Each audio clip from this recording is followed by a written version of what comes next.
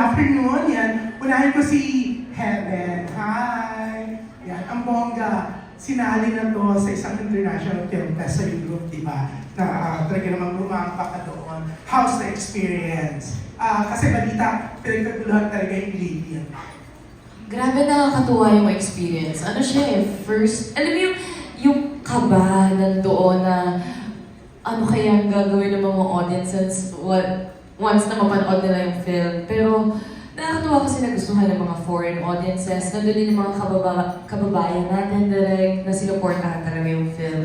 So, buti na lang nandun din si Direk para gabayan ako kumbaga dun sa festival. And syempre, di ko mapupuntahan yung festival na yun kung hindi rin naman sa Viva. So, thankful naman ako.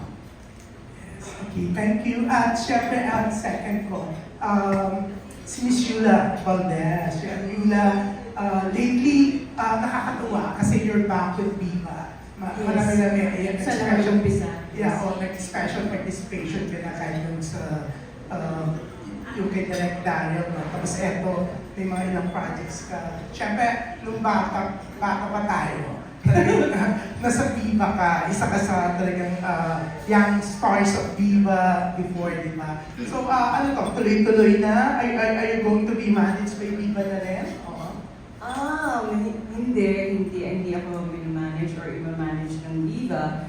But they're helping me and I'm grateful at masaya ako na kung saan ako nag-umpisa hanggang ngayon ay nakakapagtrabaho pa rin ako para sa kanila. Hindi ako manage ng Viva pero thankful ako.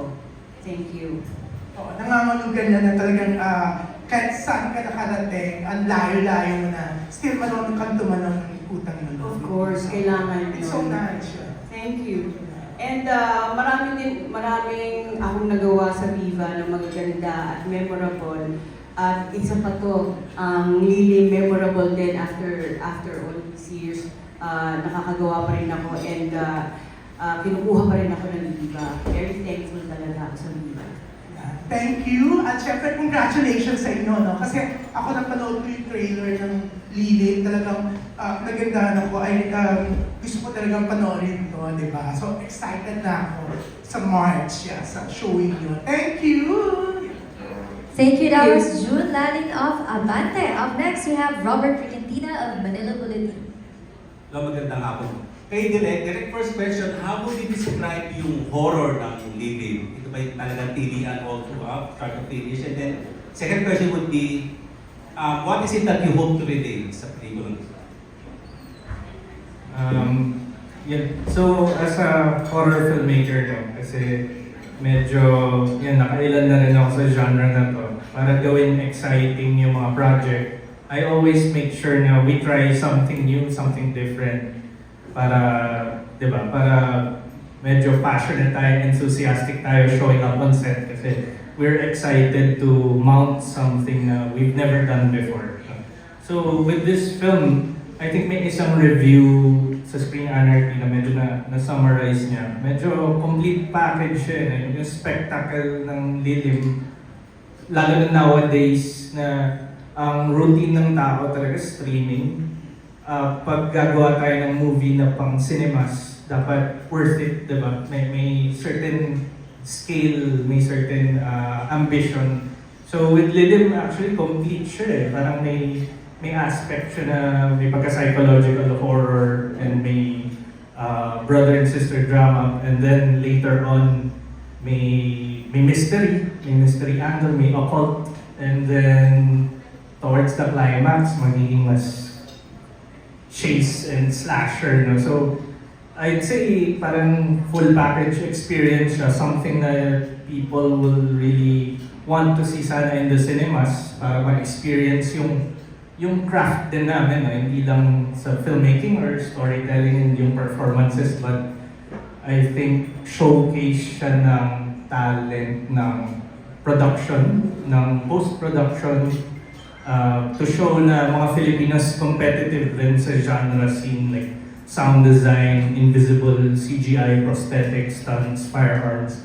So, yung ganitong type of film, hindi siya pwedeng i-carry ng auteur, di ba? Parang teamwork siya. and showcase of talent na we can compete with at least yung regional, international standards when it comes to genre cinema. So, I hope bigyan nyo ng chance ng day.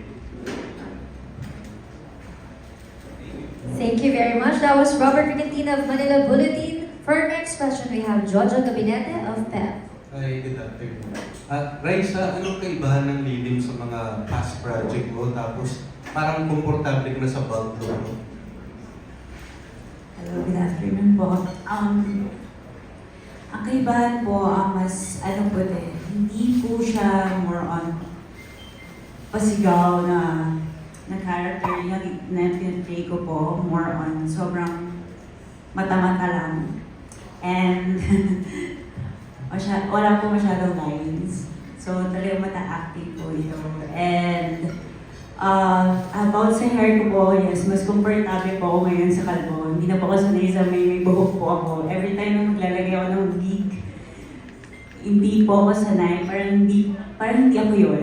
kapag nag-wig po ako. So naninibago po ako pag nag-hair po ako. Okay, thank you. Kay Mon Confiado, ikaw yata yung pinaka-busiest character actor meron. Enumerate mo lahat ng projects mo for this year.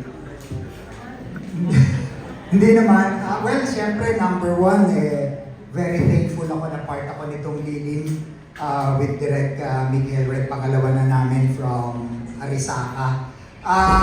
Aside from this, part ako ng In Thy Name, na showing sa March 5. Ongoing ngayon yung isang Japanese film na nagawa ko, part ng Japanese Film Festival Philippines na sinashowing ngayon sa Shangri-La Mall. At may natapos kami ni Heaven na isang pelikula directed by Paul Soriano, yung The Fisher. At part ako ng Lumuhod Ka sa Lupa series. At may isang na-shoot ako sa Bangkok, ang title ay Golda, soon to be shown also. Well, yung Pepsi Paloma na hopefully ma-showing.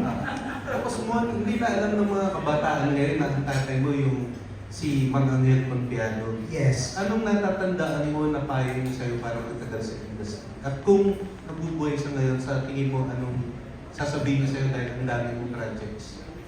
Well, very thankful din ako sa father ko kasi sa kanya ko natutunan yung pakikisama more than the talent kasi minsan nangingibabaw din kung paano kang makisama at yung professionalism sa industriyang ito. I guess isa yun sa mga dahilan kung ba't nauulit ako sa mga director ko, sa mga producers ko. Importante na yung kumbaga attitude mo positive kesa magaling ka lang. Dapat marunong ka rin makisama. Thank you. Thank you so much. Thank you. That was Jojo Gabinete of PEP. Up next, we have Jojo Panaligan of Rider PH. Thanks, G. Direk, dito po. Gitna po. Can you talk about yung location, pati yung atmosphere na binild nyo sa film to move the story forward? Yeah, so yung Lilim na set sa 80s, gusto ko rin i-mention, ito yung unang collaboration ko with my father. Si Raymond Red is also here as a cinematographer. So, ano na rin siya, award-winning filmmaker, legend na din. And tagal na namin naghahanap rin ng project to collaborate on. And I think swak dito sa Lilim kasi na 1980s, familiar siya sa era, sa decade. And then, we shot the film sa Makiling, na may parang mga boarding school doon, na alumni rin yung dad ko. So parang yung mix and yung atmosphere ng Makiling, we had to utilize it for the film. And challenging rin siya kasi may mga set pieces kami na we had to build sa studio. So if nakita niyo yung production designer dun sa isang clip, si Ana Luis Sanchez, who I worked with sa Erie, nakita niyo yung background studio, so marami rin kaming binild para very controlled, very deliberate yung design for the movie. kasi nga period film. And then, nag-shoot rin kami sa mga certain, kumbento dito, pero ni-recreate lang namin yung interiors, no? Parang iniba namin yung loob. Nag-build kami ng mga panels. So very very I guess extensive yung work na ginawa namin in designing the movie, which is exciting lagi kasi mas intentional, kumbaga, yung film. And something new rin na hindi ko pa natatry kasi I think yung mga recent movies ko mas modern, like yung The Later, diba? Techno-horror, internet, diba? So ito naman going back to mas classical na horror genre. Second question ko direct sa inyo pa din. Napansin ko po lately, ang daming horror movies talaga. And I remember about 2 or 3 decades ago, horror movies ang nagpakilala worldwide sa mga Thais. You think it's our time now? And if so, what is it about the genre that gives us the opportunity to be known worldwide as Filipinos, as Filipino filmmakers and Filipino films itself, Filipino horror? Yes, I think yung horror kasi very visual, very universal. I think fear is universal. Parang even subtitled horror movies, di ba, na-appreciate ng kahit masa ng Pinoy. Nag-theatrical dito dati yung mga The Ring, di ba?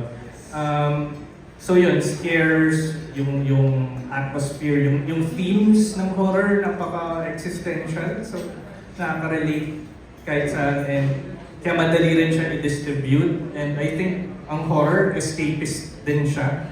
Lalo na dito sa Philippines, di ba? Kaya nagpa-flock yung mga audiences sa horror, just like romance or rom-com. Parang barkada movie siya eh. May release rin eh. Hindi lang siya scare. Minsan after the jump scare na maririnig nyo sa cinema, tatawa sila. Kasi may parang release of tension yun. No?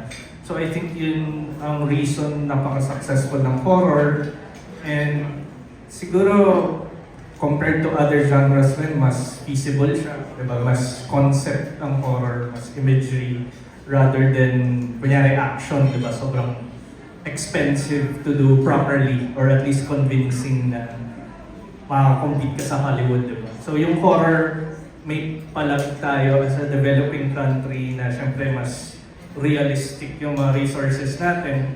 Mas kaya natin i-match kung ano yung ina-export ng mga neighbors natin, no, sa Southeast Asia. Kasi mas nadadala siya ng atmosphere, ng concept, rather than production value like, you know, exploding helicopters. Diba? Hindi natin kayang pumantay sa Hollywood because of, syempre, mas malaki audience nila.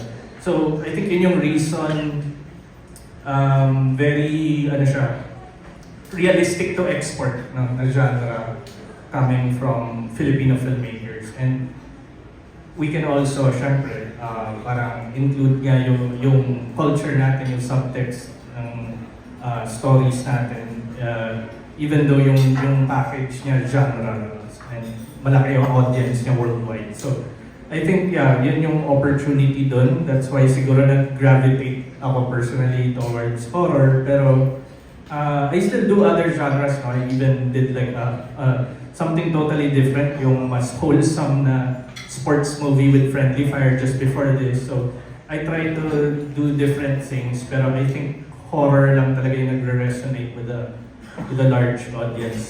So, naturally, yun rin yung gusto i-finance ng mga studio. Thank you.